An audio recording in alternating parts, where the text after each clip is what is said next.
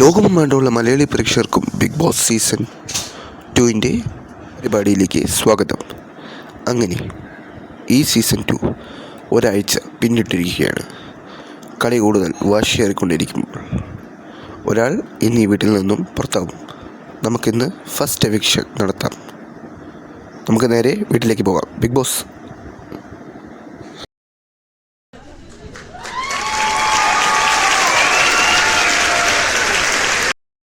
എല്ലാവർക്കും ഇരിക്കും.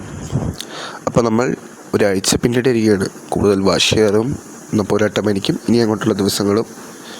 ഈ കഴിഞ്ഞ വാശിയേറിയെന്നാണ് ഞാൻ വിശ്വസിക്കുന്നു. ഓക്കെ, അപ്പോൾ നമുക്ക് ഫസ്റ്റ് എവിക്ഷനിലേക്ക് കടക്കാം. നോമിനേഷൻ ഉണ്ടായിരുന്നവർ എണീറ്റ് നിൽക്കാവുന്നതാണ്.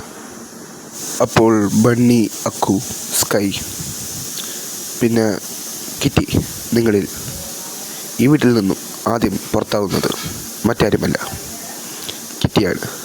കിറ്റിക്ക് അവരോടെല്ലാവരുടെ യാത്ര പറഞ്ഞ് പ്രധാന വാതിൽ വഴി പുറത്തേക്ക് വരാവുന്നതാണ്.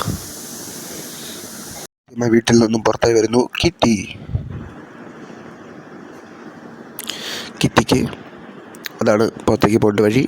കിറ്റിക്ക് അതുവഴി പുറത്തേക്ക് പോകാവുന്നതാണ്.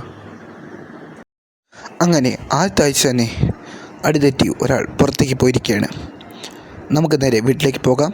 എന്നിട്ട് സെക്കൻഡ് വീക്ക് ക്യാപ്റ്റനെ അറിയിക്കാം. എല്ലാവർക്കും ഇരിക്കാം. അങ്ങനെ കിറ്റി ഈ വീട്ടിൽ നിന്ന് പുറത്തായിരിക്കുകയാണ്.